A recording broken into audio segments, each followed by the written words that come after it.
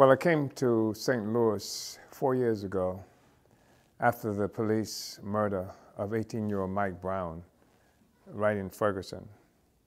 And one of the things that's been striking about St. Louis, as far as the African community is concerned, is this rich legacy of culture, arts, and resistance. But one of the things that was missing in St. Louis that became very clear with the assassination of Mike Brown was the African People's Socialist Party, or a revolutionary organization that represented the interests of the African working class. That's different from a trade union organization that might try to look out for economic interests and what have you. The African working class here did not have access to its own revolutionary political party that represented its political interests. And that was why it was important for me to come here as the chairman of the African People's Socialist Party. And in the 4 years that we've been here, we've built actual organization of the working class. We've built the African People's Socialist Party here. And in the last 10 months, one of the most important things we've done is to build the Uhuru House and initiate an extraordinarily powerful economic and political project called Black Power Blueprint. And that's something that's happened under the leadership of our deputy chair, Comrade Ona Zene Ishatella, who is also responsible for the economic development work of the party. But it must be recognized that when we talk about economic work, we're actually talking about how the political aspirations of African people manifest themselves. When you recognize that politics is simply concentrated economics, and African people aspire to be a free and independent people, which means that we have to recapture our capacity as a people to feed, clothe, and house ourselves, to produce and reproduce real life. And our political institutions and aspirations recognize that economic interest, to be a free and independent, self-determining, self-reliant people. And that's what Deputy Chair Ona Zene Ishatella has been working around with Black Power Blueprint. And it's a part of a continuum of the African People's Socialist Party. Over the last few weeks at our newly developed Uhuru House that came to St. Louis as a consequence of the work that Deputy Chairwoman Ona Zene Ishatella has done, we've seen powerful historical developments with the electoral school that was done by the Black is Black Coalition for Social Justice, Peace and Reparation. That happened on April 7th and 8th of 2018. And then the following weekend, this incredible convention of the Uhuru Solidarity Movement. And then on the tail end of that movement, the inaugural Sunday mass meeting of the local St. Louis International People's Democratic Uhuru Movement. All of these were incredible events to happen right here in St. Louis at the newly opened Uhuru House. And they represent really important historical events because when you look at what happened with the electoral school, there were Africans here from throughout the United States who represent virtually every political tendency within the African liberation movement. And they all united with the ability for African people, even those of us who are struggling for self-determination, to take this struggle into the electoral political arena, something that's never been agreed upon by a movement, and partially because the United States government succeeded in destroying the Black liberation movement, the revolution that we built in the 1960s, just as the United States government conceded the right for universal suffrage among African people, which occurred in 1965. But you're looking at a time frame where we saw Malcolm X assassinated, we saw King assassinated, we saw assault being made on the Black liberation movement throughout this country in general. I was in and out of prison on a very frequent basis. So that left the electoral process, the electoral arena, only open to those that the United States government wanted to participate in an election, and that was through the Democratic Party, not through our own organization. So we have all of these Africans who came here on April 7th and 8th and agreed that we should enter into this struggle for national liberation. We should invade, if you will, the electoral process and take an agreed upon national Black political agenda for self-determination into that arena. That was historic. That was something that will represent a turning point in the struggle of our people.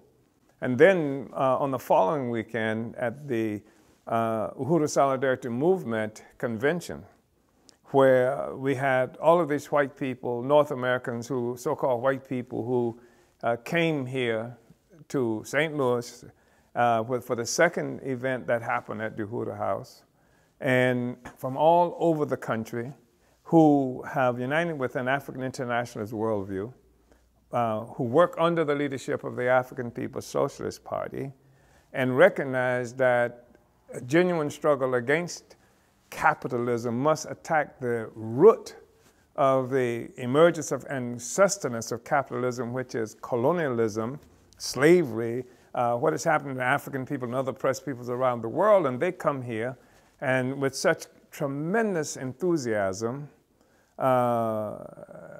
and genius. And they now go back to their hometowns, to the states that they came from, carrying that same enthusiasm, haven't had elections, made plans under the leadership of the party for what the future is going to look like. It has changed the face almost overnight. Well, it's not really overnight because it's something we've been working with for a very long time, 40 years or so.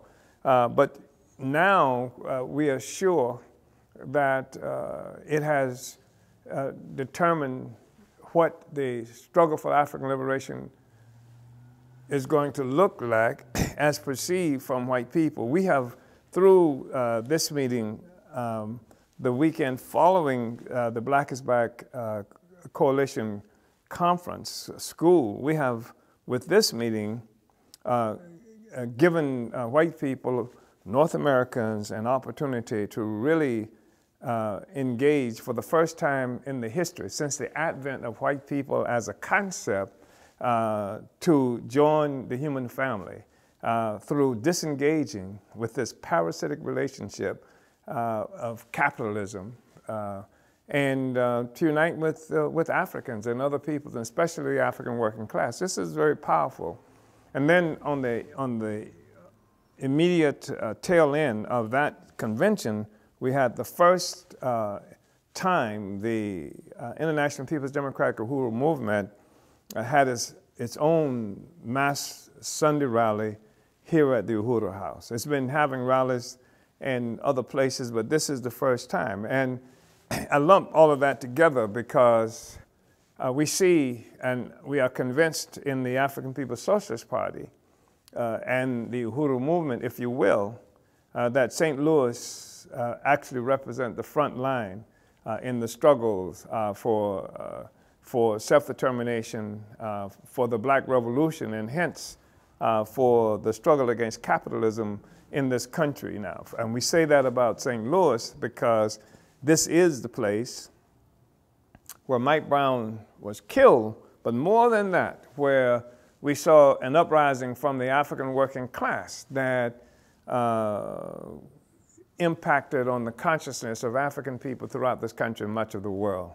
It has changed African self-perception. It is the historical event that the African People's Socialist Party really knew would be coming and have been waiting for, well, not inactively waiting for, but have been working for since the defeat of the Black Revolution in the 1960s. So now we have on the ground in one of the most economically depressed sectors of St. Louis, North St. Louis, where most African people do live, where the working class is essentially concentrated, where most of the poverty and exploitation is extremely obvious. Here we are, and through our presence here, the African working class is engaged in a very serious fight back. And so that's what's really important. And as I said, that this development over the last 10 months, 11 months or so, less than a year, of the party under the leadership of Comrade Deputy Chair Onozene Ishitella is something that the entire African community of St. Louis, and particularly in North St. Louis, has been extraordinarily influenced by, impressed by, and it has also been representative of the power of the people under the leadership of the African working class. We've done this Black Power Blueprint project, and the Uhuru House is just one aspect of it. And as I said, 10 months or so, and we've accomplished more in that short period of time. The African working class, under the leadership of its own party, its own revolutionary party, African People's Socialist Party, has done more in that 10 months with the Black Power Blueprint project than most of the African Democrats who elected to office and many of the other political organizations that's been here for a very long time. So I just want to reiterate that the significance of our presence here in St. Louis, that is to say the African People's Socialist Party, and the Black Power Blueprint project that we've initiated that created the Uhuru House here in this 9,000 square foot building that was devastated before we got here, in the middle of one of the most economically depressed sectors of the African population here in St. Louis. What we've done over the last 10 months here is just evidence of the power of the African working class when it has possession of its own revolutionary party, its own leadership. And we are extremely proud of that. We've done more in the last 10 months certainly than most of even African elected officials tied to the Democratic Party and to other kinds of organizations that exist here that do not serve the African working class. We are the political representation, the political representatives of the African working class. We are the power of the African working class. We are its advanced detachment, its vanguard. And that, I think, is made manifest by the project that we've accomplished in the last 10 months, and of course, by what is to come, even in the next several weeks and months. And the fact that we consider St. Louis the front lines in the struggle, and this is not something that we say casually, it's probably recognized by everybody that the really rapid leap in consciousness of African people in this country after a crushing military defeat of our movement in the 1960s was reignited here in the St. Louis area after the masses of young African working class people, men and women, rose up on August 9, 2014 in response to the brutal murder of Mike Brown.